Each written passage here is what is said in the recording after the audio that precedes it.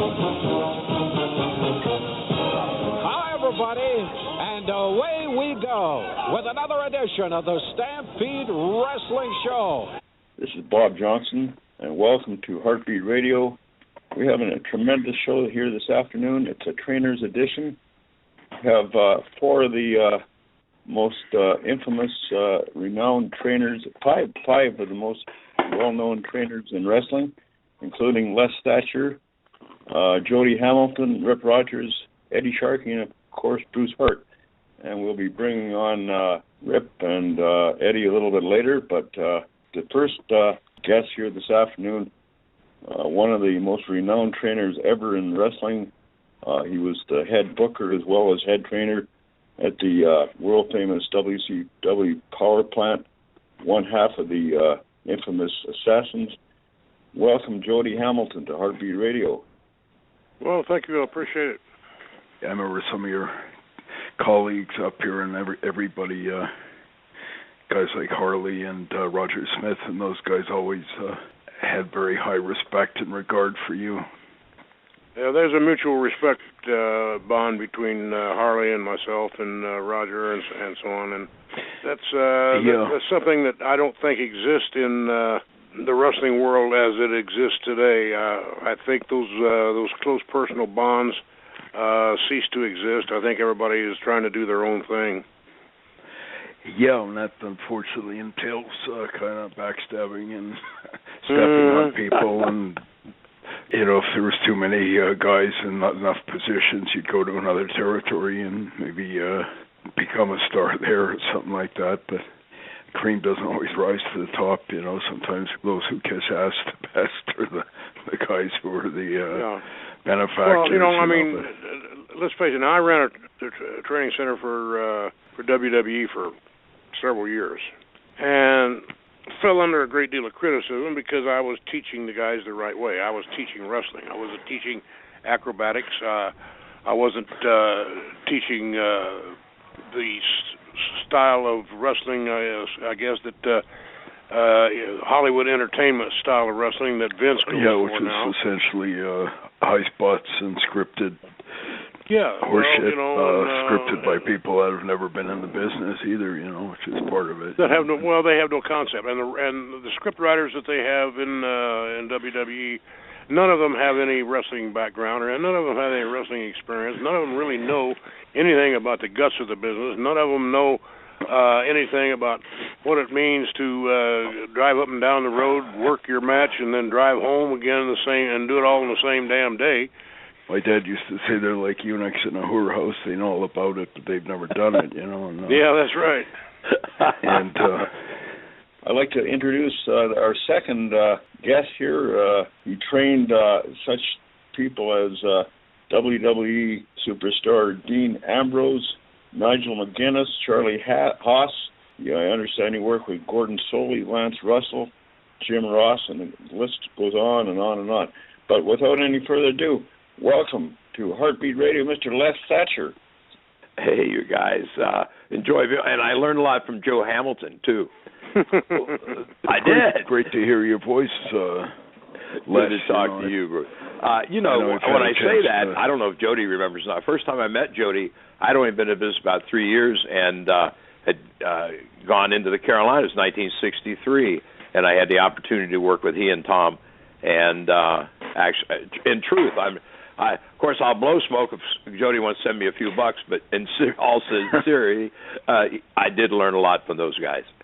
Way back in the day, we used to get a lot of guys that had been down in that Kansas City, or they had been in Carolina or different places. And at the top of the list, you'd always hear of Jody Hamilton and Tom Ernesto. And my dad had a lot of guys that came up here from Missouri or that had worked Carolina and that. And some highly regarded guys like Stomper and Daryl Cochran and Ox Baker and guys like that. And I heard the same about you too, Les. You know, just guys always spoke very well of, you know, just what you were imparting. And, you know, pretty simple and made sense, and there wasn't a lot of artificial additives or needless high spots and kind of my dad used to call it flinging shit against the wall and hoping something would stick.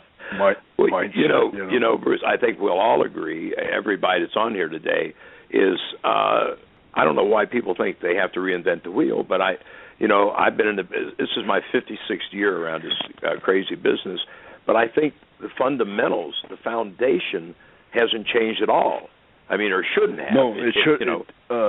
It shouldn't have, but that's the problem, I guess, is because of the eunuchs in the whorehouse that we were talking about before. They've almost lost sight of, they still have artificial turf and whatever additives they've brought to football, but it's still 4 downs, and whoever scores the most points wins and all like that. But wrestling, I see some abortion like that TLC, or like they have a whole cart of tables, ladders, chairs, and there's not even any reason. There's no issues between any of these guys. Like in the old days, if and when you had a stipulation match, like a cage or whatever, there's always some long build up to it, and this was kind of like the big culmination of the 6-8 months of programming and stuff, and you'd have to kind of finally have this big resolution where you had to have a cage or a Texas death match or some such thing. But nowadays they just have them almost like they're pulling rabbits out of a hat. Oh, we're going to have 8 TLC matches in one card or some damn thing. That's part of the problem from what I can see. There's no method to the madness. I think they need to reel it in, but until they kind of realize that they do need to reel it in, I don't see it happening. Well, that's never going to happen as long as it's under the current control, or the current dictatorship, I should say. I think the only thing that will induce anyone to change is when the proverbial shit hits the fan, when it starts going, the ratings start deteriorating. Well, they're doing that now. The ratings are dropping, and I don't watch the show. If I'm scanning through the TV and happen to come across his program and everything, I'll stop and look at it to see, because I've been there, I've done that, I know what it takes and everything to make a small crowd look large. And you black out certain areas and everything, and you feature certain areas, and you move people all the way down to the front, then you black out the back, and you never let your cameras take a picture of it. And that's exactly what's going on up there now. He'll luck out and have a decent house every now and then, but most of all, overall, in general, his business is down very, very bad, and it's because this product sucks. In the old days, there was actually some rules. You'd have, which is how you got heat. I remember guys back in the day, a guy like Stan Stasiak would get huge heat from maybe just doing one punch. Nowadays, there's virtually nothing but punching, kicking, high spots, chairs, and all the other stuff. One thing that I always crosses my mind when I see the young so-called heels of today. What the hell would they do if they could ever generate the type of heat that Tom and I used to generate, to where you actually had to fight for your life to get back to the dressing room, to get through the people? You had people that were trying to hit you with chairs, hit you with their fists, kick you, stab you, and it took wall-to-wall cops to get us from the ring back to the dressing room. And a lot of times we had a hell of a fight to get there anyway. What would these guys? These guys have no earthly idea what kind of, or what heat really is, because they don't know how to get it. No, I'd venture to say that you got that heat from probably doing 1/10 of the bullshit that they're doing. Like be punching and kicking and having 100 chairs under the ring and maybe a sledgehammer built in the frame of the cage or some bullshit like that. I remember a guy like you or Johnny Valentine and guys like that. They would do virtually no cheap heat bullshit, nut shots and all that stuff. They'd just do one thing, and the crowd would be on fire because they knew how to work and build up to that big spot and makes that the thing that got the heat. And they weren't afraid of the heat either. I remember the really good ones could take it to almost like the edge of a riot and they knew when to kind of stop and kind of bring them back next week type thing, and it was all very, kind of a byproduct of them knowing what working was all about. I don't see that's that one today, thing. These kids today will never have to worry about having to fight their way out of the ring. It's funny. Somebody will start asking about the old days, and you'll say something about a riot, and they'll look at you like they don't even know what the hell that is. And I said, no, and you never will find out probably either. I still have no idea why they needed to expose everything. Nobody was seeking to know, and they have no respect for the business. That's why they don't try to protect it. Yeah, and because they don't protect it, they have to go to farther increased lengths to get any reaction.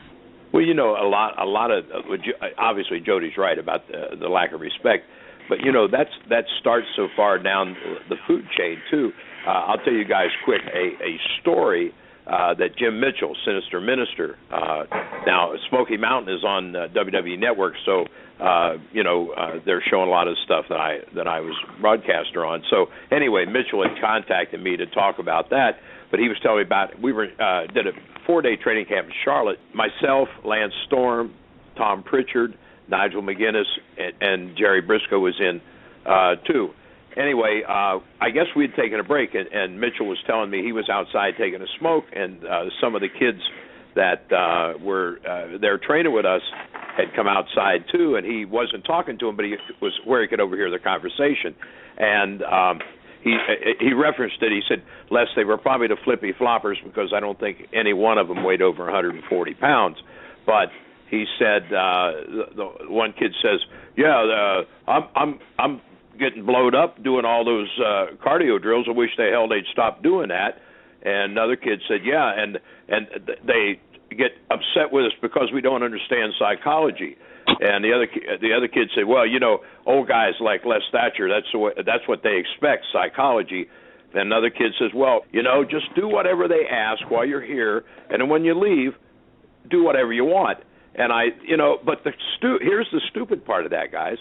All 4 of these guys had paid $300 to be there, plus their hotel and their wherever they came from, and the friggin' idiots wouldn't even give us the benefit of the doubt, right?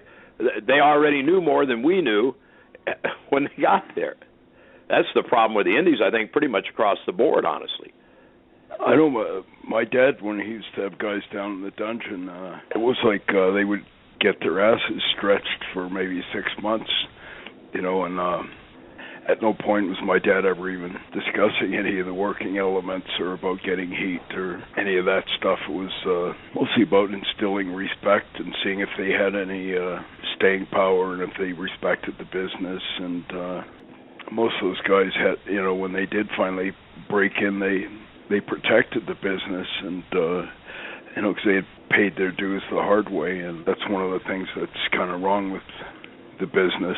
Almost anything you do in this world, at some point you pay some respect. If you become a doctor, you got to bust your ass in school for 20 years and all like that. And the few guys that are coming up. You mentioned somebody pursuing the medical profession. Well, to become a doctor, the first thing you have to do before you become a doctor is first you got to get educated. You got to learn your profession. And then you got to serve your internship. Where in the hell are these guys serving an internship anywhere? And if there was an internship, who in the hell is going to teach them? There aren't any guys left that know doodly squat really about the guts of our business. They look at us and they look at a guy like me. I'm 77 years old. Okay, these young guys look at me like, and the first thing out of their mouth, oh hell, he's just old school. Well, you damn right I'm old school. I can go out there right today, as old and stoved up and as crippled up as I am. I could go out there in the ring with somebody that knew what the hell they were doing, and I could still get more goddamn heat than any of the rest of them all the rest of them put together. Seems like everyone has this more is better mindset these days. If you get a little pop from one high spot, let's do 20 then. If you get a little pop from, hitting a guy on the head with the chair, let's do it 20 times, or I guess the point where the marks, they don't even know what to react to. I see these guys now they'll do a spot and the crowd's about ready to give them the benefit of the doubt and give them a little pop, and they're already into the next high spot. So after a while the crowd's going, oh fuck that. We tried to actually give them a little response and they kind of ignored it. So, but I see it like that all the time, and what it boils down to is the workers of today let the crowd dictate to them instead of you dictating the style of match to the crowd. I was always taught that I was in control, that I was in command of how this match is going to be structured, and so on. And you go out and you feel things out, you feel the crowd out, and you work your match according to the reaction of the crowd, but you're feeding the crowd things for them to react to, and you're not panicking because the first thing that you did maybe didn't work. You don't panic because maybe the second thing you didn't work. You just keep feeling it out until the third or fourth thing that you try is going to work, get a little response, and then you feed off of that. But you don't let the crowd sit there and dictate to you how in the hell you're going to conduct your match. Right. I know my dad always used to say, don't let the tail wag the dog, which is exactly that, and something.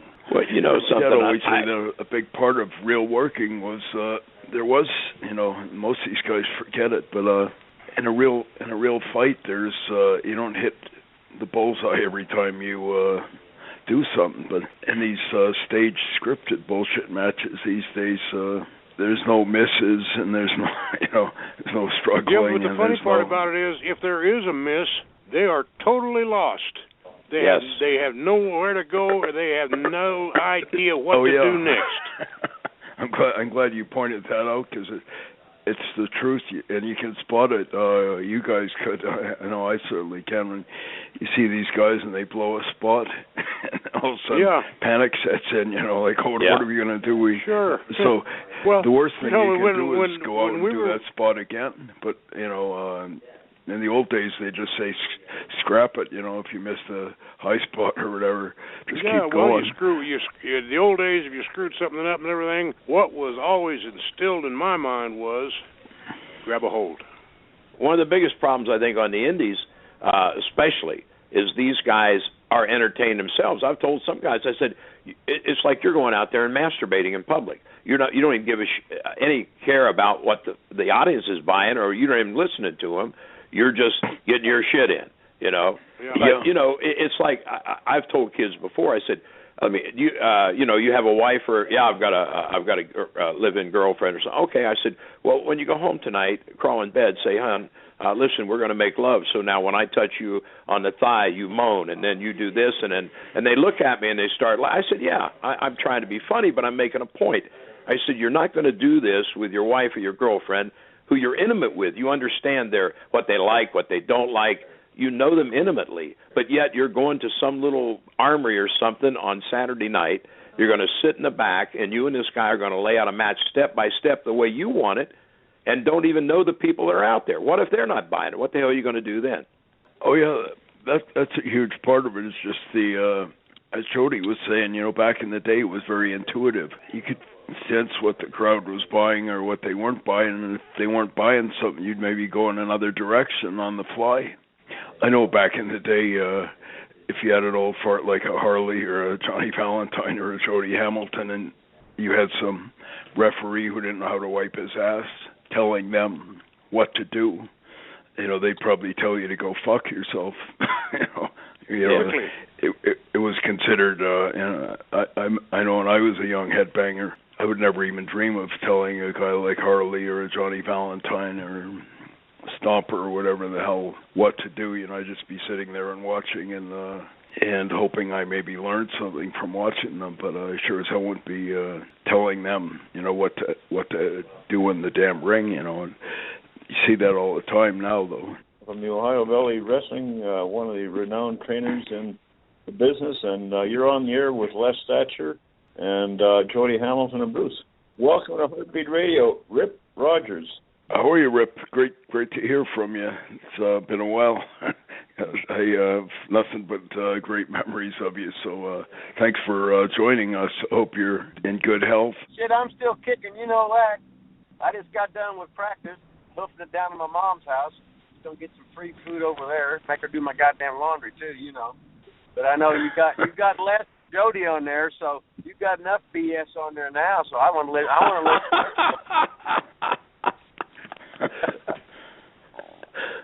Well, our BS is older than your BS, so you can be enlightening to us too, Rip.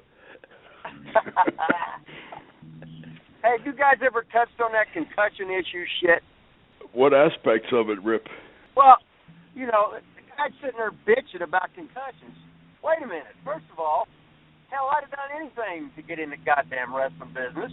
Just like you do anything to play pro football. You don't think about that shit, and you don't care about that shit. And you know, WWE is not exactly a personal favorite of mine, as I've been fired as many times as Billy Martin has. But the whole thing is that all these guys, most of these guys worked all these territory systems for how many goddamn years, and all of a sudden they're saying because they went to WWE they should get some goddamn money. I mean, what a crock of shit. I mean, just tell the goddamn truth. I mean, you're in the wrestling business 30 years and you work for them for 3 years, and all of a sudden they're the bad guys. Are you fucking ribbing me? We're hard-weighing each other, hitting each other chairs. We've done anything the boss would have said just to perform because we love the shit. Holy shit, I can't believe these people. Yeah, I've been intrigued at the what I consider like the hypocrisy of it, like they're claiming they're going out of their way to reduce concussions, yet they're having a whole fucking cart of tables, ladders, chairs where they do nothing but smash each other on the head with chairs and run guys, off the top of a ladder and through a table, and and then they're going, geez, we're trying to prevent concussions. Like, who are they kidding?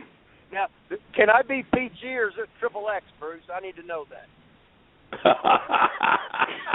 You know me, I'm ready to goddamn let go.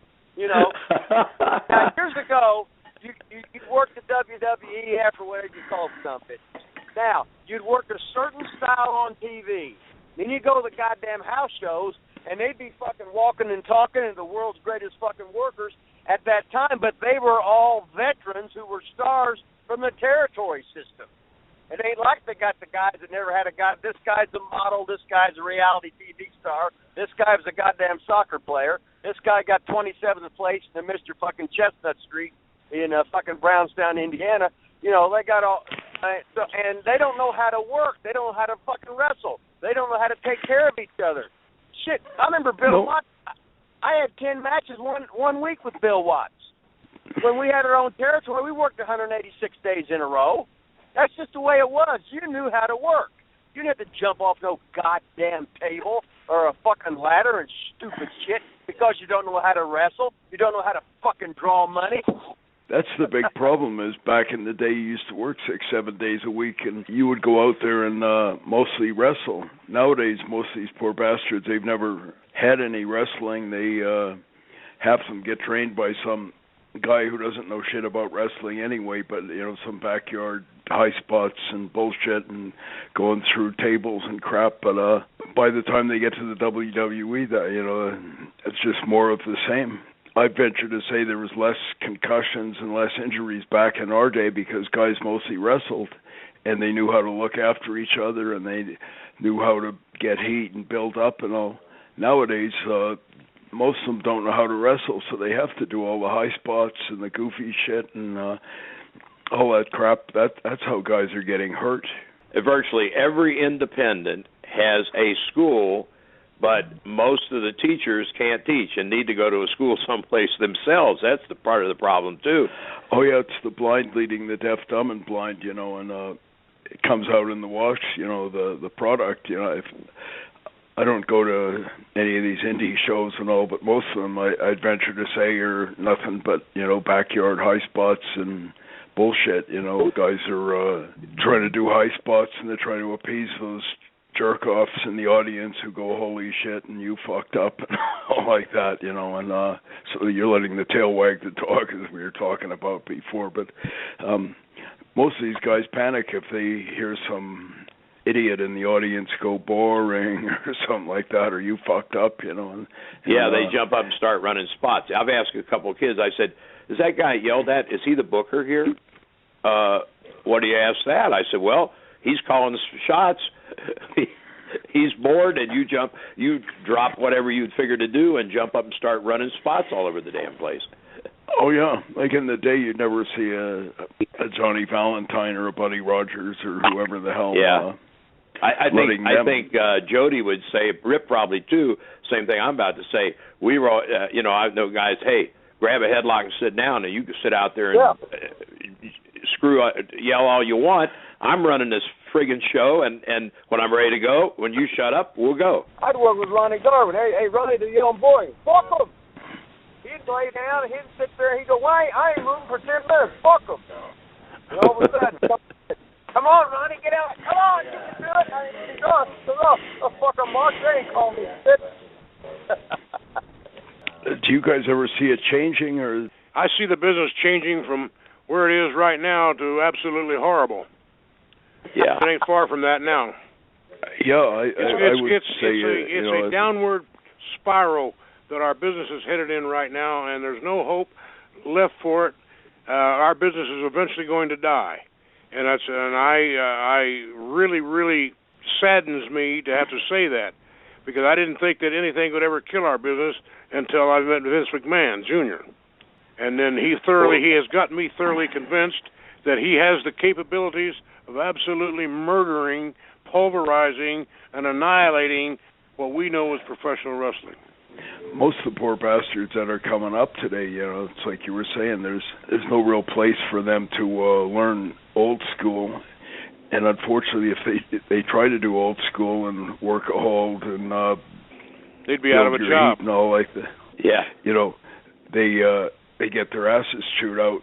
That was one of the difficulties between Vince and myself and Laurinaitis and all that and everything, and because I was a stickler for several things. One of them was conditioning, and nobody's going to tell me that you can go out there and perform at peak your level unless you're in good shape.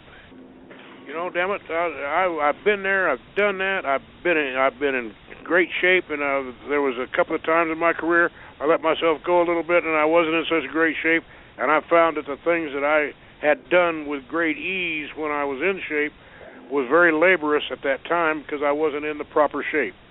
So that's why I was teaching these kids how to get in shape. Now, there's a difference between working out and being in ring shape. In ring shape, the best exercise for to get into ring shape is you hit the ropes, you drop down, and you come off the ropes, you drop down in the middle of the ring. You have a tackling dummy there in the middle of the ring. You float over the tackling dummy, you're up to your feet, you hit the ropes, come back, drop down beside the tackling dummy, float over the dummy, up again, and you keep going back and forth like that until you've got about 10 minutes in. If you can get 10 minutes in, then by God, you're in shape. I think that's a big part of it, and that's why you go to some of these indie shows too, and they've got, when I tell guys when I first started HWA, we'd do a 2-hour, 15-minute show with 5 matches. They couldn't believe that. I said, well, if you know how to work, you can put the time in. But then you go to some of these things that got 12 matches and nothing goes over 5 or 6 minutes. You can't learn to work in 5 or 6 minutes. No, and I don't know how the fans can digest all that shit either. In the old days, you'd have, just like you said, 4 or 5 matches. And it was kind of a sequence, too. You had the opening match was sort of just a warm-up, and then the main event was the main event. Nowadays, if I see it, I don't know what the hell the main event is. There's like every match is in high spots and puck finishes and all the other. But in the old days, you just have the main event, and if any of the guys on the undercard were doing high spots and using gimmicks and fighting in the floor and all that, they would get their asses chewed out. All you're supposed to do is kind of set the table, but you're not supposed to be trying to steal my heat and all like that. But nowadays, everyone's trying to steal everyone's heat. There's, nothing kind of sequentially built up or fuck all, You're right on all these. But the thing about it is, and it's sad, our business is dead. All the companies, the big companies are run by marks, by businessmen that don't know anything about goddamn fucking wrestlers. They don't fucking know. If you're not a wrestler, if you haven't been in there, you ain't got a fucking clue. Vince ain't no goddamn wrestler. He's a great performer, but he ain't no goddamn wrestler. Fucking ROH, whatever they are, they're just businessmen. So, and the guys, all these guys from the last 2 generations have grown up watching horse shit. They don't know. They're just copying what they don't know. How to do a first match, a second match, a proper tag match, not to do what you're doing without stepping on anybody's toes, not nicking finishes, not doing this and that. You're not there to get over. You're there to set the pace, to set the table for the show, for the opening act. We want them standing at the end where they can't wait to come back next time. And I don't give a shit about the first in the opening matches. You're the solid product of my main event, and I want to treat it as such. And the guys at the top, of course, in Connecticut or whatever, they're not even, none of that even occurs to them. It's almost like we can just write whatever bullshit scripts we want, and we'll have the big screen and the music and the smoke and mirrors and the tits and ass and all the bullshit. The kids don't have a chance because when they have the school or they go on the road against themselves, it's first graders against first graders playing wrestling. Instead of me as a 23-year-old being schooled every night by a 40-year-old guy that's been in the business 18, 20 years. I don't do nothing unless he tells me, and I finally start to understand it a little bit because I'm with all these great older guys, and they're not being nice to me. It's trying to keep me from killing them because I'm so stupid and I don't know any better. So they're making us, hell, I was working with Randy Orton's grandpa. And all he wanted to do was a top wrist lock. Shit, I was mad. I wanted to get my shit in, right, like everybody else today. I didn't know no better, But then I sit back there and we didn't leave our feet, and the place was going nuts and screaming, and I was still mad because I was a goddamn boxer. I didn't get my head scissors in. Bruce, I have. You can interject. I have one of the great trainer of the Road Warriors, Ravaging Rick Rude, Bob Backlund, and Jesse Ventura. Welcome to Heartbeat Radio, Mr. Eddie Sharkey. Oh, shit, Eddie Sharkey. I belong to the Eddie Sharkey fan club. Yeah, great to hear from you, Eddie. And I assume you know all the other guys on here. I'm probably old cronies of yours, but I'm in very good company. I know that. Great company. It's a pleasure being here. An honor. Thank you. Yeah, well, it's an honor to have you on here too, Eddie. You're right up there with the most famous, legendary trainers in the history of the business. So I'm afraid of injuries. I see so many people that are just waiting to get hurt. Something you're never going to see anymore? Old wrestlers. Remember in the old days, we had guys at 50, 60 years old still wrestling. You're never going to see that anymore because you're going to be injured. True. Most of these guys, they're broken down by the time they're 30 or whatever, with all the stupid high spots and the trying to do things that are high risk and dangerous and all like that, So. I just hope they stay safe as best they can. It's a really great bunch of guys. If you were giving them any advice, Eddie, young wrestlers these days, what would that be? Slow down. You're always moving too fast. And have a good time. Enjoy yourself. Enjoy the road and the wonderful people you're going to meet. When you get to be my age and it's all over and done, that's all you're going to have left is some great memories of all those wonderful people. So enjoy yourself. I always first thing I tell my guys is have fun. Don't take it too serious. It'll drive you nuts, the business. But just enjoy yourself. Your match begins in the dressing room. You got a bunch of guys, looking at their feet. You're going to have a bad match. If you got a bunch of guys laughing and joking, having a good time, you're going to have a good show. Those are good words and good words of advice. And my only thing is that only works for certain people. Well, that's true. And that's the younger generation, because they don't know any better. They don't know what it is to go through the things that we went through. They don't know the camaraderie and friendships and companionships and everything that was provided by your fellow wrestlers back during our day. They don't know psychology is a foreign word to them, because they don't know. That's a shame, There's no one around anymore that can teach them, that's capable of teaching them. Yeah. You know, and so on. So, yeah, I agree. I enjoyed every minute of it. And here I'm 77 years old, and I'm all stoved up and everything. And if I had to do it all over again, you're damn right, I wouldn't hesitate. Even if I knew if I knew the end result, I'd still go ahead and do it all over again, because I had a blast doing it. You know, and I finally found something in my lifetime. I finally found something in my lifetime that I was good at, and I'm not trying to brag and everything, but when I felt like I was good at something and everything, I give it everything I had, and consequently, that's why I think I had a good career, and I really enjoyed my career, and my hats off to guys like Sonny Myers, who never gotten the true credit that he deserved for his knowledge of the business and for his great workmanship.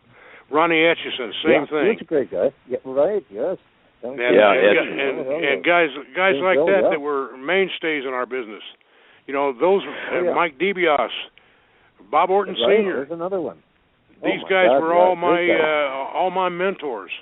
You know, and I thank God for them, and I give them and of course, not to, last but not least is my brother Larry, and everything. Well, I think you hit the nail on the head there with the word mentors. There's not too many mentors left in the business these days. You know, back in the day, the mentors were the guys who, you know, kind of schooled you in the dressing room and on the road trips and all like that. Right before the match. I remember Larry, but so well. Geez, we had all them guys here. We had Scarpello, Bill Miller, Gotch, Malenko. My goodness, we had a great bunch here when I broke into business. And that's the only reason I made it in the business was because of them guys.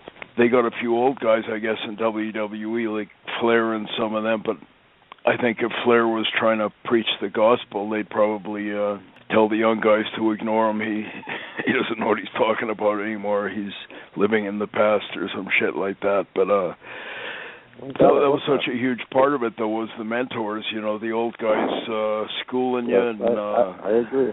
Well, you know, I've said, too, several times, how many guys from our generation are actually still working for that company or TNA and have to bite their tongue, right, to earn a living. I suspect, just like I said with Flair or whatever, if he actually started saying this is bullshit, you should be taking your time and all of a sudden they'd be going, well, Rick's overstepping his bounds. We got to get rid of him. You know, he's becoming a problem now or whatever, you know. Ignore what Arn Anderson's saying or don't listen. You know, if we got Dory Funk schooling guys down and whatever, Dory's maybe lost it now, so don't ignore him. You know, he's, you know, doesn't get it or whatever. Well, the way they get around that without coming right out and attacking the individual, they attack him by saying, "Oh, you just gotta bear with him because he's old school." Yeah, he's old school. They don't bother to tell these young kids that old school means that you knew your craft, you knew how to perform in the ring. If you had an old football coach, it's still football, you know, and wrestling should still be damn wrestling. But whatever the hell. Yeah, you hit it right on the head. Football is football. What is football? Football is blocking and tackling and running the damn ball. You know, 4 downs and try to, you know, get 10 yards or whatever, you know. That's it. And wrestling is the same thing. It's done step by step by step, and you can't go out and you can't start at a dead run and then increase from there. You got to start at a trot and increase to a gait, and then you go into your run. That's how you have your match. Yeah. I'm sure, like back in the day, the guys like Valentine and Harley and the Buddy Rogers, it was all about building to that climax. You know, they used to tell me it was like good sex. You know, you'd build up to this big resounding orgasm, and you weren't getting off track, or you weren't. You mentioned good sex. That's an example I use too. And when I was with WWE, one of the executives, one of the guys who obviously had never taken a bump in his life, had stopped by my place, and he heard me mention to somebody, you know, a good match is like good sex. You know, you start with foreplay and build the climax. And before he said, "You shouldn't talk that way." I said, "What way? What are you talking about?" "Oh, you don't use sexual references." I thought, that's the eunuch in the whorehouse. He knows all about it, but he's never done it. You know? And it's true, though. You know, you're right. And it's exactly like what Jody's saying, though. You wonder about the future of the business if they are on that, you know, right now in this kind of stagnant fucking, you know, track that they're going, where they don't know where the hell they're trying to take it, or how they're gonna accomplish what they're seeking to accomplish. It's just kind of, you know, kind of throwing shit against the wall and hoping something will stick, but they have no reason to know why it will or how it will or any of that other. Yeah. You know? I last year I ran to a guy who works there, you know, not in the ring or anything. He works the front office, older guy. He said, "How have you been?" I said, my health's pretty good. I said, "I'll probably die before the business does." And the business, what do you mean die? I said, have you been watching your product? Vince should be knowing that more than anyone, you know. It's all ego. He's got the only store in town right now, and has had for quite a while. So he's going to sell what he wants to sell.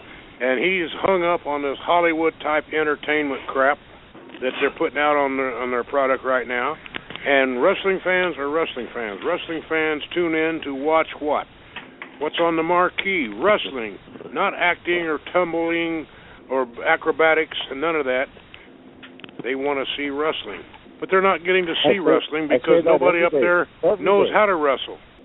Yeah, and you know, when you got the only game in town, basically, you can sell whatever you want, and we either buy it or we don't. But when you know, that's the thing. There's no competition. And if and when they stop buying it, you blame everybody but yourself too. You say that it's due to the economy or it's due to this or that, but it's never due to you. Never due to your. I guarantee you, when that point comes, he's going to blame the talent and the way the talent perform. He'll say, "Ow, nobody's a superstar anymore." Well, because of the way he's got them performing in the ring, he prevents anybody from becoming a superstar because everybody's a clone of the other one. Yeah, and every match that you see is a clone of the previous match. And ironically, though, they bill every single one of them from the jabronis on up as superstars, though. Which is kind of well, they have a language. When was the first time, never mind the last time, you heard somebody say, "I'm going to buy a ticket to sports entertainment," right? Yeah. The guys aren't even allowed to say wrestle. I'm going to fight this guy. I want to correct when I listen to some of these guys do a promo. I want to correct them and say, "God damn it, can you say wrestling?" You know? Oops, I forgot. No, you're not allowed. Yeah. I mean, the company is the only one that uses most of the phrases that they use anyway, right? I mean, it's kind of like the ostrich burying his head in the sand. If we don't look, we'll know nobody's seeing us, right? Or, you know. Yeah, that's exactly true, though. And with all the social media and all that stuff, you'd figure that, you know, this wrestling should be in better shape than ever, but you know, it sure as hell isn't. Well, with all the social media, but then being on ESPN, being 3 hours of Raw, 2 hours of SmackDown, diva shit shows, their own goddamn networks and stuff, they are so fucking overexposed, nobody wants to see their shit. If I saw Elvis every goddamn Monday night doing the same goddamn act, after 2 weeks, I'd never watch it again. Michael Jackson moonwalking or whatever. No, it's the same old shit, the same performers for some guys 10 years straight, shoving them down their throat on TV. There's 6 of them. Why in the hell would I want to pay to go to an arena when I could sit here and then, of course, you can't blame them for making all that money that the network said USA's paying them. You can't blame them for that, and they gotta produce that programming, and they don't really have big crews. So, in other words, hell, I wouldn't even go to a movie the last 2 goddamn hours because my ass would fall asleep. But then again, now we're talking about too much talking and skits and music, blah, blah, blah. But if they had a 3-hour show and everybody was pulling 20, 25 minutes or whatever, all of a sudden they say, well, hell, that's boring now. There's too much wrestling. I think one of the biggest risks they run when they're doing that 24/7 crap is if you're showing stuff from like the 80s or the 70s or whatever that's good, it almost makes, if I was a fan, I'd be going, man, that's a hell of a lot better than the shit that they're giving us today. Oh yeah, they bury their own product, and they gotta be selective what they put up there, because if not, they're gonna say, "Ooh, this WWE shit ain't worth a fuck." Listen to the electricity in the air. Them fucking fans love them good guys and hate them. They want to kill them. This is like what an atmosphere it is. And then the WWE show comes on, and here it is with fireworks, and it's like the Globetrotters and ice capades. Well, see, that's like everything I was talking about. Everything goes in a circle and everything. You got different phases of our business. You know, the business changed tremendously in the years that I was in it. From what it was when I first started to what it was when I finally retired in the late 80s. The business changed tremendously, but it sped up. What it did, it got a little faster. The matches in the ring got a little bit faster. Guys didn't lay in the holes for quite as long, selling the holes and so on. But one thing that did not change back then during my career that has changed drastically now and is totally non-existent is every match that we had, we used psychology in the match. And they have no earthly idea. These young guys that are out there doing it today are busting their ass, killing themselves, bruising and crippling their bodies up. But they have no earthly idea what the hell psychology is because nobody's ever taught them. And if you went out there and tried to use psychology, Vince would probably fire their ass because he said, "Oh no, that's old school."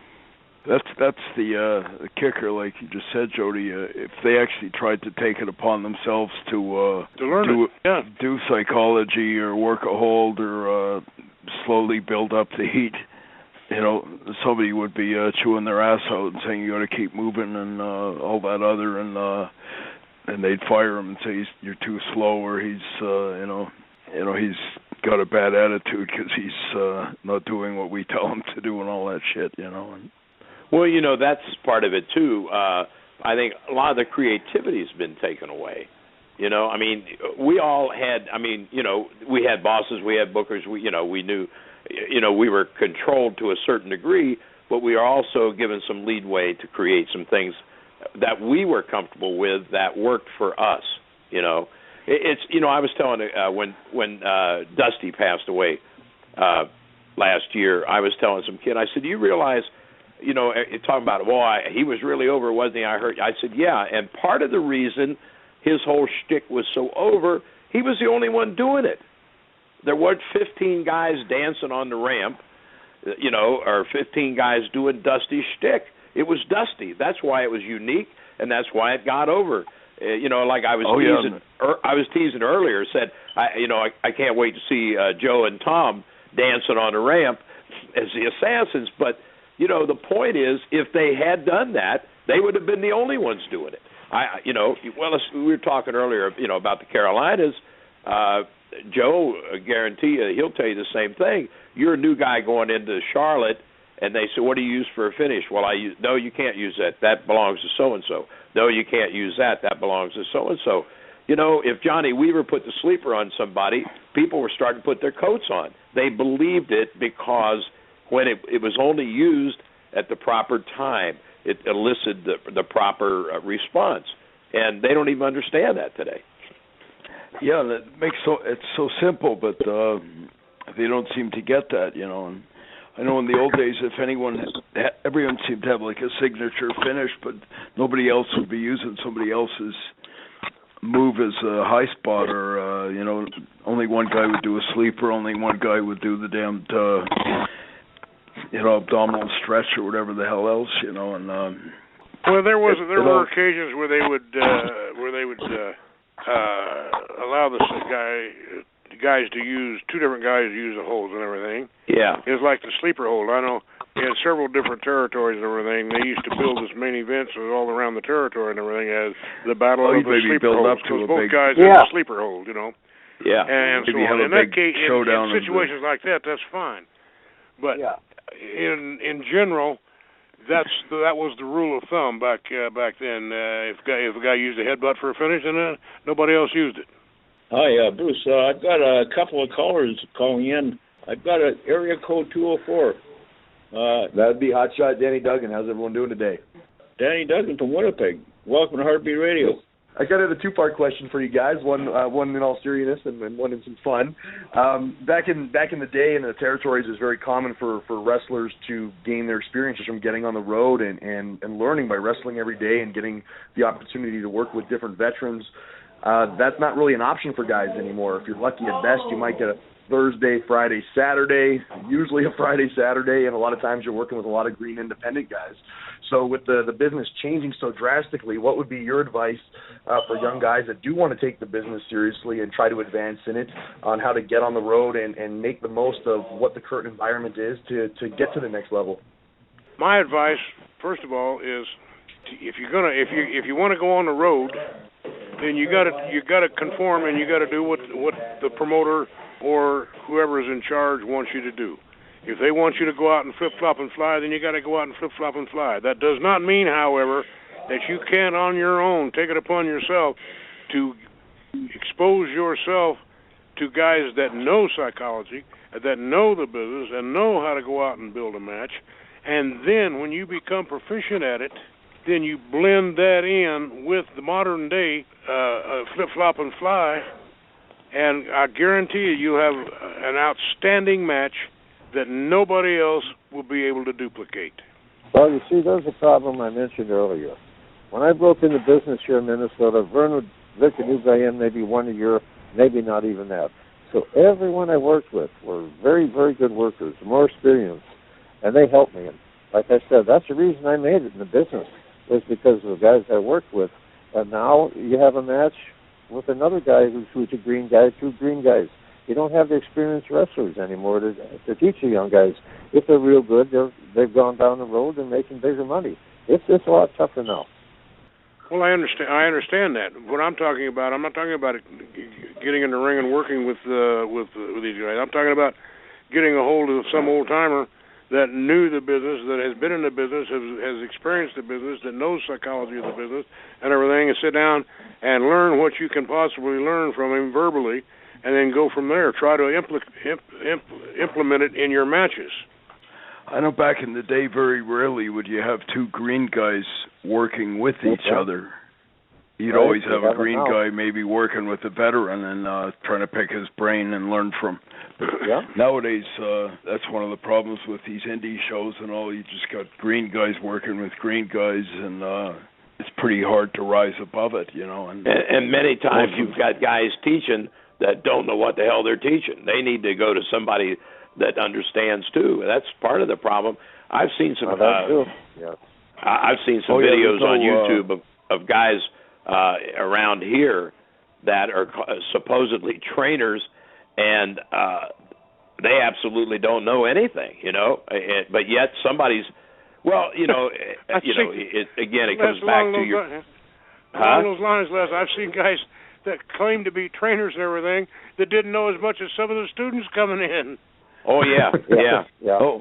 I worked with a kid last year that was telling. I said, where did you learn? And he started telling me about the guys he had and some guy told him, "Hey kid, you got to learn comedy. That's what sells." So people that are calling themselves trainer do that shit are just assholes that don't know anything either. But the sad thing is these kids, it's like I want to be a real estate agent. You tell me you are one, and you're going to teach me to be one. I don't know any better until a real estate agent says, "What the hell are you doing?"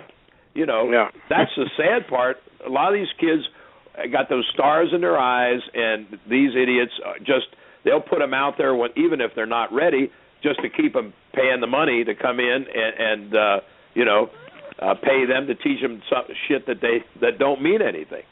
And that's exactly how I started in the business here locally in Winnipeg. I was a young kid looking to get into the business, and I'd go to local wrestling shows, and to my knowledge, they were professional wrestlers. They were guys in tights, in boots, on professional wrestling shows, so I didn't know any different. And when I got the opportunity to train with them, I was getting the opportunity to live a dream, so I jumped at it, and it wasn't until somebody did exactly what you said and pulled me aside and said, "Hey, kid, you're not doing this right. You might want to go and work with this guy."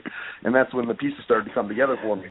My second part of the question, I'm very lucky where I get to be on the road consistently traveling throughout the continent, but it's not a luxury a lot of independent guys get just due to the economics of the business now. There's a lot of really, really good, talented guys in every local region that don't get to go too much further than their local region because it's a lot more expensive to travel these days. And, something I encounter quite a bit, especially trying to capture that full-time schedule that I have now, is you contact a promoter in a different area. It's like, well, we got this guy working here for $20, so why are we going to pay you any money to come on in and pay your transportation, things of that nature? What would be your advice to young kids that want to take the business seriously and get out there, but the economics aren't necessarily working in their favor? Is there a certain region they should stay, or put some time into, or is it just a matter of investing in themselves and hitting the road and going territory to territory? What would be the best route to gain that experience so you don't get stuck in that local rut so many talented guys get stuck in? Well, you got to hang in there. We all did it. We've all been through it. And I personally know you, and I know you're very good. And in your case, I would hang in there because you'll make it. I don't know if that's good for everyone, but in your case, I'm sure you do very well. But there's a lot of really talented guys I see in every area, and I ask, where why are you guys sitting in this town? Why aren't you getting out there and doing it? And promoters aren't going to pay me to go there because they've got guys that are willing to work for free in their local area, and it's kind of a cannibalistic business that way because you need those good workers to build your brand, but so many promoters are hell-bent on making that couple $100 by using guys that are willing to work for free. Even back in my days, I'm sure the rest of you guys, we could go wrestle on a carnival. Yeah, we could work maybe 5, 6, 7 times a night. Matches. They don't have that anymore. Yeah, you're right, Eddie. The first 2 years I was in the business, broke into Santos up in New England. Both summers, he booked a lot of at shows and fairs and stuff. Hell, there were times we were working 5, 6 times a day. And I think part of the difference in the camaraderie, earlier we were talking about riots and stuff. I've said to guys, when you were you had to protect the business. So if you were in a skirmish in a bar to protect your business, or you, as a babyface, you had to go out and protect the heels, or the heels had to fight their way out, like Jody was talking about. You're covering each other's backs, so there was more of a camaraderie in that respect. But also, it was just it's a whole different story. These kids are just so busy getting their shit in. It's. I got to get my stuff in. When you hear that in the dressing room, you know it's going to be a bad match. I think a good example that. Yeah. Well, years ago, somebody come to you and say, well, hey, Eddie, we want you to go over in 15. You're working with this kid here. You went over and said, what do you do really well? Because you want to make this guy look good before you beat him. Yes. And now it's like, okay, I got to get my shit in. I'm going to do this and this, and then the other guy you're working with said, well, if you're going to do that, then I need to do this and this.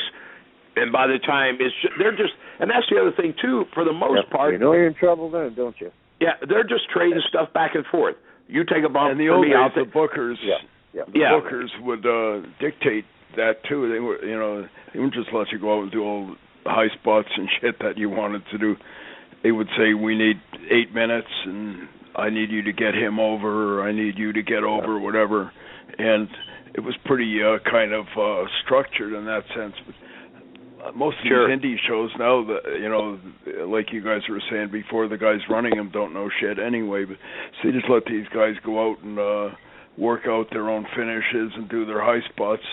The old days, the booker would always tell you what they had in mind, what who they were trying to get over, what the storyline was supposed to lead to or whatever. But you would just have guys setting up their own finishes and, you know, sure. doing high spots, and we'll fight on the floor. And well, you know, the mentality, and I won't out anybody, but a couple of years ago I was talking to a guy from Ring of Honor, and I said, you know, you guys are good athletes, but my problem is I'm seeing the same match over and over again, you know. Well, a better example, I'll tell you, Eddie Guerrero told me, God rest his soul, when Ring of Honor first started, he was training here in Cincinnati with me. And, you know, the Fed had let him go at that time, and he came here. He said, I'll help you out, you know, and it'll keep me out of trouble. And I said, great, because I'd love to have you. But anyway, so they had booked him on one of the early Ring of Honor shows. Neither one of us knew anything about, you know, the product. So when he came back, I said, how did that go? He said, well, you know, it was okay. He said, I was going to be on sixth match, and they had a monitor in the dressing room because they were taping. And he said, I sat there and watched the monitor. He said, by the fourth match, I figured, well, I might as well get up and go home because anything I've ever done or thought I might do has been done 6 times already. And, you know, and I said to the kid I was telling the story to, I said, now fast forward. This was a couple of years ago. I said, now fast forward to 2014, and it hasn't changed. He said, well, you know, if you told these guys to tone it down, they tell you you're trying to hurt their progress. You're trying to hold them back. And I said, well, you know what? I wouldn't be trying to hold them back. I would simply, if I were the booker, I'd simply say, if you can't do what I'm asking, then you need to go someplace else and work, because there's probably 50 guys out there who would love to have your spot, but they don't do that anymore. Yeah, it's a horrible breed that's been breeded on the independents that's kind of developed that attitude across the board. When I'm working as a heel, I very much want to make my babyface look as good as I possibly can, and in return, I'm not hitting the cool, flashy moves that you'll see a lot on a lot of these top independent shows, and that will hurt you a lot of times because these promoters that are running these shows are marks and they don't know the business. So when you're going out there, you're not doing the cool, fancy moves as the heel. They don't think you're working hard for them, and you're not giving them that match they want. Meanwhile, you're doing that for the babyface and letting him get those things in on your behalf, and that attitude is kind of across the board with a lot of the top valued independent promotions where everybody's got to go out there and hit those cool things, and it damages the business because if the heel's going out there and doing these nice things that the babyface is doing, he's not a heel either, and you're kind of pressured to go out there and work like that sometimes. If you don't, you're not going to get booked back, and it's really breeded a landslide attitude. Yeah. That just made me think, too. I remember Joe Hamilton, and I don't remember exactly where, why, or what. He may not either, but some kid making snide remarks to some man's wife about being fat or something and coming to the back and saying, boy, did I get heated? And Jody's saying, you're not a fucking heel. You're just a fucking asshole. Yeah. You know, I wish everyone could have listened to Bob Backlund's interview last week, where all the matches he won, he always left everyone looking good. The fact that he'd win the match, but he'd be wearing flat in his back. And he went on where people, he beat somebody, and their popularity went up after that. He was a great worker too, but everyone should have listened to that. It made a lot of sense. But we can go on and on and on forever, you know. And I just think, I don't know, I just think I was so lucky that I got to be part of that generation. You know, I don't know what to say to the new guys, you know, like it's in there. That's it. Yeah, the attitude now is that moves get you over, which is so ass backwards. And a lot of times when I'm working with guys and they come to me and they be like, I want to get this in, I want to get that in, I want to get this in. They go on, and they think that's getting themselves over, but in reality it's getting me over because I'm the one kicking out of all their cool shit. Yeah. When you hear that, I think trouble. That's a big part of it is there's no sense of team. You know, they're all just concerned mostly about getting themselves over. And in the old days, you know, it was all well and good for you to try to get yourself over, but it's more about, you know, the business and sustaining it from week to week to week. And most of those indie shows, they're not coming back in a week anyway, so they're just kind of going out and trying to get their orgy of high spots and bullshit in, and hope that maybe somebody will send a film of it on YouTube or some bullshit to Vince, and they're going to become like Cinderella or something like that and become the next big star or some shit. But there's no sense of any kind of. No, Eddie mentioned fearing for the guy's health, and I agree with him. But a lot of times it's these kids, and I've heard them talk.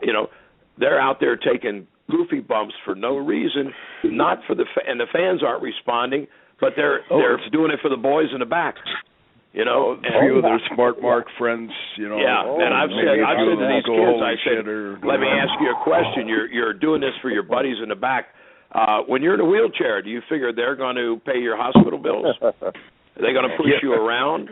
No, probably not. I said, yeah, that's the point. Having this panel, I kind of wanted to ask a fun question to kind of change a bit of direction.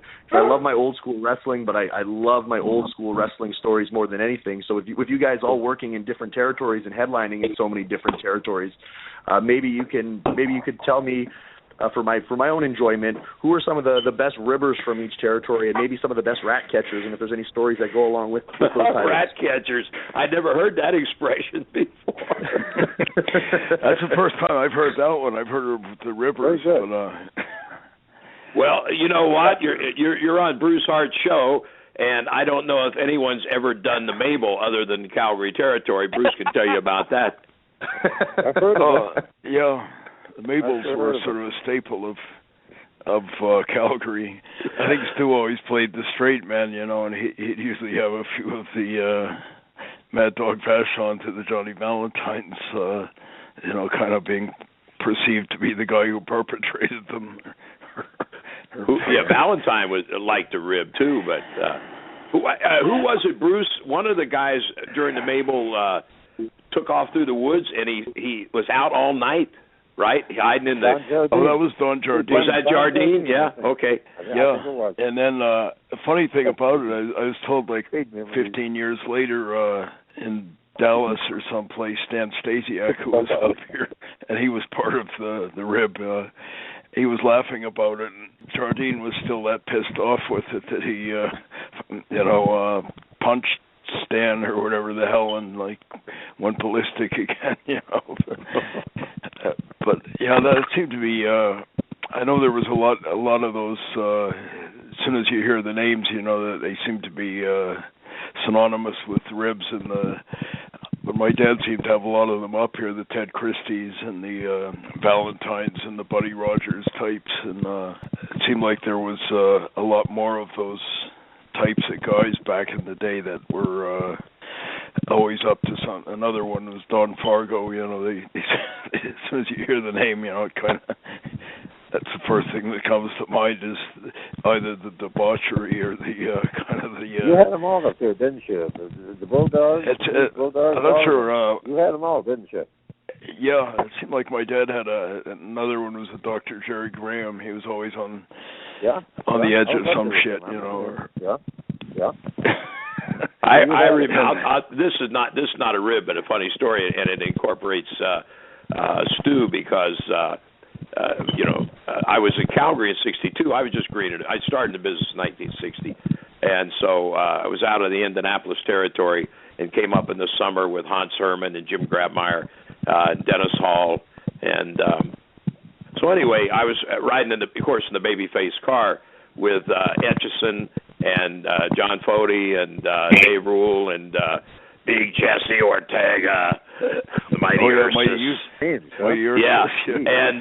so anyway, because I honestly didn't look my age. I looked younger than my 21 years, and so the deal, and I was the youngest and the greenest guy in the car. So the deal was the boys to rib me. I'd be on a first, second, or third match or something like that, and they would come out when I go into my comeback. Etch would lead, or Lewin was there too. Mark and he'd lead the baby faces. He was always up to shit too. Yeah, he'd lead the baby faces into chanting, "Go get 'em, Sweetie Pie." That was my nickname, right? Sweetie Pie for the old veteran baby faces. So anyway, Stu was going to a show with us somewhere. I don't remember. And they picked the baby face. They picked us up in the baby face car. So Etch has said something. We're in the back seat, and Stu's up front. And Etch says something about Sweetie Pie, and Stu says, "Who's Sweetie Pie?" And I said, Etch said, "That's Thatcher. He's Sweetie Pie." And Stu said, "Thatch." you don't have to let them call you that, you know. Come on up to the house. And I said, I'm good with the nickname, Stu. I have no problem with it. Thank you very much. I'm fine. Because he had this kid, Tarantus, from Greece. Good amateur, right? Greek guy, yeah. Yeah, and the reason I was good with not going to the house is because he'd cracked a couple of Tarantus's ribs in the basement. Because Kovacs was a booker at the time, and I remember at Calgary on a Friday night, Stu saying to Sandy, "Where's Tarantus?" And Sandy says, "Well, hell, Stu, you cracked two of his ribs. He's off." And Stu says, "Weak bastard," you know. There's all the stories of Stu stretching everybody in the dungeon. Was there anybody that was able to hang with Stu and stretch him back? Luther Lindsay.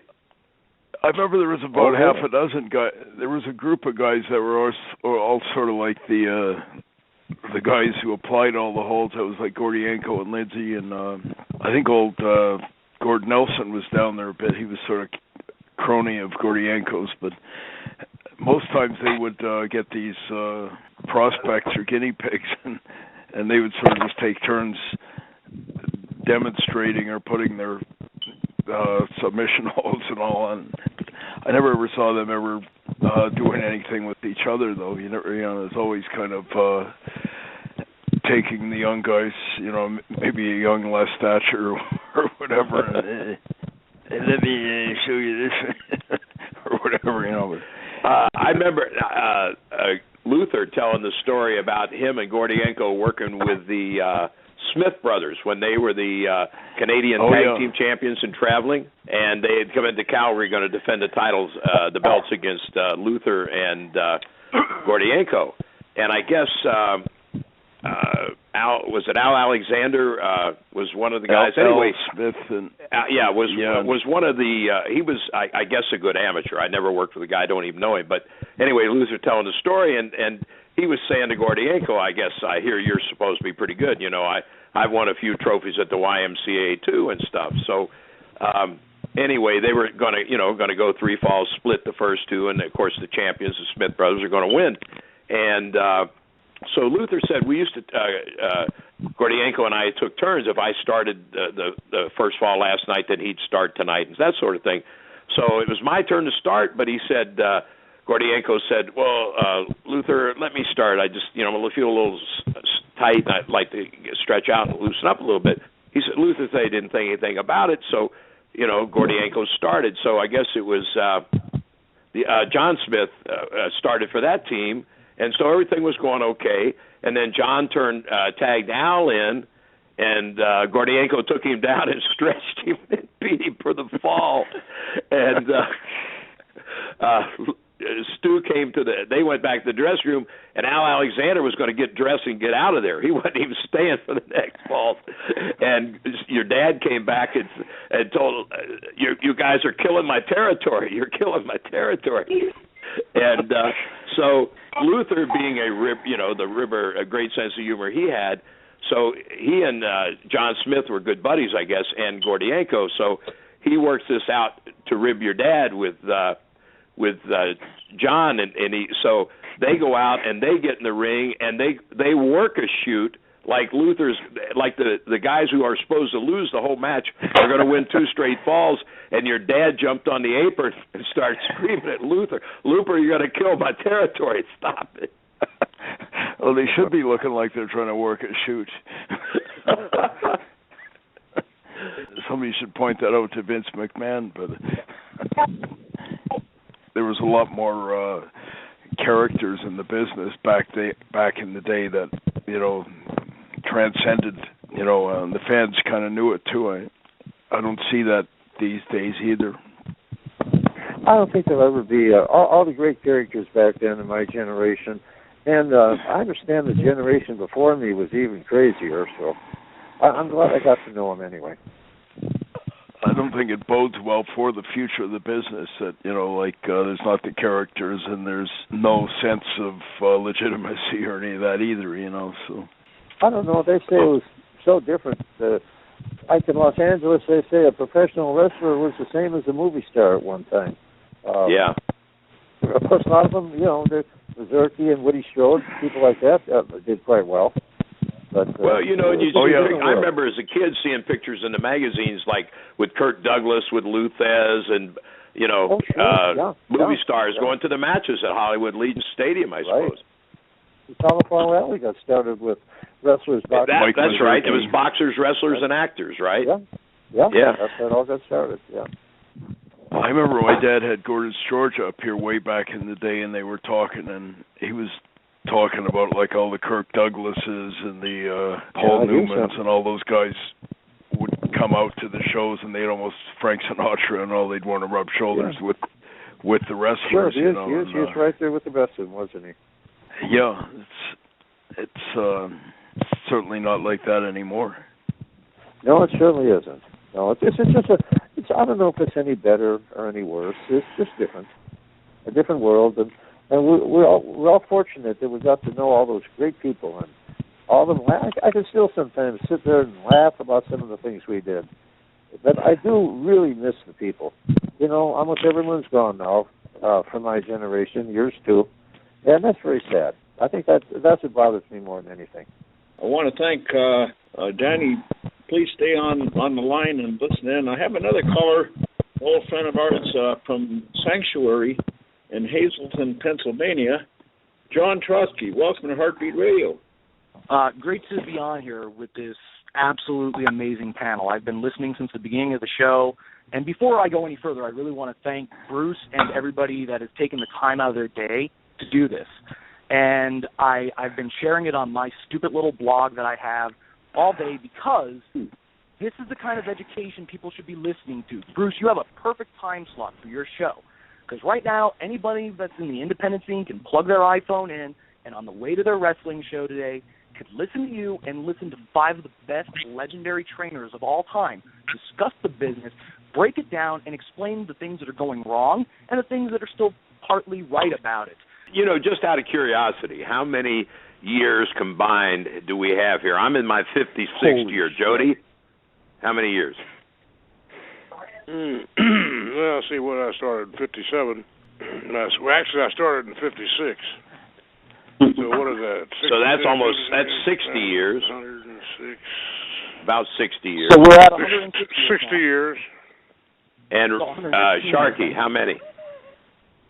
I started in 61. 61? Yeah, so you're if you started 61, that's 55 years. I got my time in. Yeah. Rip. Well, I'm a greenhorn about 39. Oh, you young fucks! I don't know what to do with you. So somebody add all that up: 56, 60, 55, 39. And Bruce, how many? I kind of grew up in it, so like close to 60 years. So what? We got 300 years. 300 years. Jeez. And some kid will say, and I'll keep my pettiness out of this. and some kid will say, well, another quick story about the sadness of our business. Steamboat, Harley, and I did a 3-day camp in New England. It's been, 2005 or something like that. And we took a break on the one day, and we were having lunch, and one of the kids said, Mr. Thatcher, we had a couple of friends in Boston that wanted to come, but they couldn't make it. And I said, well, it's too bad. They couldn't afford it or couldn't get off work. No, their trainer said there was nothing you old guys could teach them. Jeez. That's got to be bad. Wow. So I'm guessing that's one of the pseudo trainers that knew if they showed up and spent a couple of days with us, they'd know he was full of shit. That's what I figured. Exactly. It might well have been the head trainer of WWE. Whoever who said that, it probably was, All of us are sitting back and watching Raw going, nope, that's not pro wrestling. They're calling it pro wrestling, but that's not pro wrestling. And it's very difficult to live in this generation with the mindset I do, especially training the students in this generation, because they look at me and they're like, well, how don't you relate? How don't you see that NXT is the greatest fucking thing ever? And I'm like, because I used to live in the generation when ECW was the greatest fucking thing ever, and then I grew out of that and realized, what the fuck was I thinking that ECW was the greatest thing ever? They're fucking assholes and they're doing... you have to grow as a human being, and it's so hard to try to connect with this generation. They're so stubborn. Everybody got a trophy in high school. They are such little fucking brats, and they can't handle the word no. They can't handle the word. They're babies that you have to take by the hand, and the way that I do things at the sanctuary, I take my little wrestlers by the hands, and I tell them, you're an artist, go do what you want, and I'll just talk to you afterwards about the things that you do wrong. And because it's the same thing I have to do in a college fucking classroom, because they're all brats, and they all have a 7-second attention span. And there's only a certain way to talk to these animals that this generation has breeded. I'm sorry. I'm sorry to call a spade, and I think that's what's wrong with wrestling is what's wrong with society.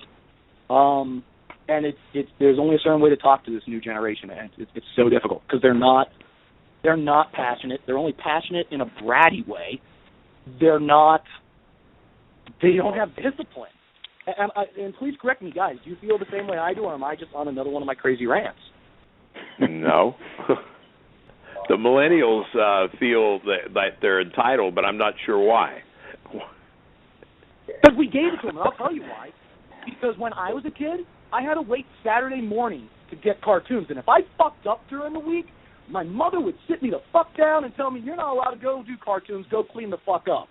Now, the next generation grew up with Cartoon Network, and parents stopped being parents. They sat their fucking kids in front of Cartoon Network and let Cartoon Network and Disney let them grow them up. And now these little bastards don't just have to deal with, I got to wait till 4 o'clock to watch my cartoon. No, I'll pull it up on my iPad, and I'm 5 years old, and I get anything I fucking want at the click of a finger. I don't know how we're going to discipline these kind of people. I don't know how you teach respect of pro wrestling to somebody that has that kind of mindset. I know how I have to deal with it in a college classroom. I have to be a fucking clown like I am right now. I have to engage them so deeply and so passionately that they believe the fucking words that are coming out of my mouth are the most important words they're ever going to hear in their lives. And then they realize the shit I'm saying is the truth. It's just so hard, though. How do you engage the masses like that? And again, tell me if I'm wrong. Maybe I'm crazy because I feel crazy. Well, I guess I'm a pro wrestler, so I guess that makes me crazy. I think what these kids don't understand is that those of us who are hard asses is to make them better. I heard a good example that a few weeks back, Shark Boy had done an interview with Mike Johnson on Insider, and Mike said to the dean, he said, well, you train with Thatcher, and he's got a reputation of hard ass. And Dean said, yeah, he was a hard ass, and the offshoot of that was when we went out to work other places, we carried the ball because we knew the right way. You know, sometimes you got to force. I think Eddie and Rip and Jody and everybody, Bruce will say the same thing.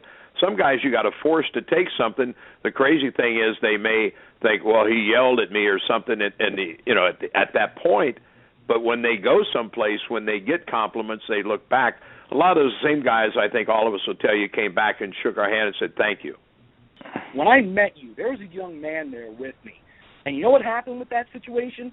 I pushed too hard about him going to the super indie trend. I pushed too hard about the style of wrestling that he was doing. But all ties with me.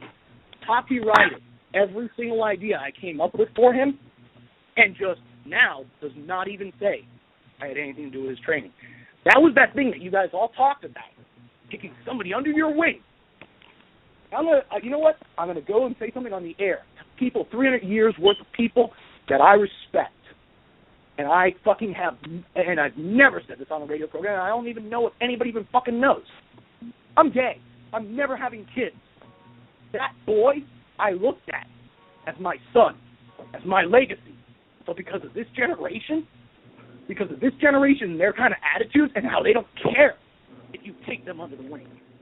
Well, I think all of us can appreciate to say that we've all had guys that we've busted our hump to help, and yet they don't appreciate. But you're going to find that in every walk. I don't think it's just about wrestling. I think that's just... It was always like that. I agree. Although, you know, the ones that the special ones, the ones that you call quote unquote your young boy, the ones you call your quote unquote your legacy. If it was one of your children, and it's one of those sort of things that it was. The reason why I created the sanctuary now is because I have to prove that this is the right direction. Because he was supposed to carry that torch of knowledge that I now have a broken back and I can't carry it. He was supposed to carry it, and he just went and did his own thing. I know how to build this plate so I could shove it down the throat and make it the coolest. And you know what I did? I took all the shit from the 1990s that all the little fucking mark wrestlers that they are today that think they're fucking stone cold but never could fucking hold stone cold fucking jockstrap. All those kids, I built a Monday Night Raw set that I knew they'd love. Filled the building with smoke, put on lights and cameras, and everybody fucking loves it because they all feel like their kids living their superstar dreams. You know what? This guy, John, sounds like a young Rip Rogers, by God. That's a compliment. That's a tremendous compliment, and I hope that someday I could fucking hold 1/10 of what any of you fuckers held. You're all legends, and I'm so sorry. I should just be shutting up and listening to you guys. But I want to put my opinions out there, and I want to put my passion out there, because I want to let you guys know it's not dead. It's not gone. And I'm not going to let it die. I'm not going to let it go away, because now I have brick and mortar structure that I own, and will eventually, it will become, because it was an old church, it will become a landmark of this town, because it's over 100 years old. So I'll be able to get it as a permanent structure for fucking ever. And then when I die, I'm going to get my ashes put in it, so it'll be a mausoleum, so it will be permanent. And this business will always have a place to express the art, because I'm going to make this work. I won't let it die. And I want to be able to encapsulate all the knowledge that we have here. I understand how everybody feels. Everybody has their own way of expressing their passion towards the business, and so on. Some are a little more vociferous than others, but we're all very passionate about our profession and very protective. The only thing that I might add, one thing you must bear in mind, this generation hasn't cornered the market on attitudes. Jesus, there was guys that had attitudes back when I was a kid trying to break into business. I know there was 3 or 4 guys that I knew personally from my hometown that had lousy attitudes, thought they knew everything, very similar to some of the people that you encounter now, and so on. But because of the way the business has transpired and gone downhill, so to speak, in the last few years, everybody is trying to blame the generation. It's not the damn generation, because those type of people exist in every generation. What's caused the business to go downhill is the people that are in charge of the business not giving a damn or not respecting our business. And that's just the bottom line. There is no respect left for the people that are in charge of our business. If there are any young aspiring wrestlers, referees, whatever, listening to us, these are the people you're going to learn from. The guys who have been there, done that. You need to step out. You need to step up. You need to test yourself and find out, if you can rise to the occasion, because that's the bottom line. You can want to go somewhere, but if you're not, if you can't get there physically and mentally, it doesn't work. But these are the guys that are going to be able to teach you because they've been there. And so that's the best education in the world. So, if you're going to a school, you're going to somewhere to learn, find out the credentials of the guy you're going to learn from. And the guys that were on here today are obviously qualified, have been there, and have fought the good fight, and it's been my pleasure and honor to be on with all you guys. I've been in the business all my life, but I am still a mark for guys like these. These are people that are legends, and people like my dad held in the very highest regard. So it's been a real pleasure for me to to share perspectives with these guys, and I'm hoping some of the listeners maybe can gain some knowledge and insights from people like that, because it's like one of the guests was saying, we got to keep the flame burning. So I'd just like to thank everyone for coming on today, and it was a real honor and a privilege for me to have them on.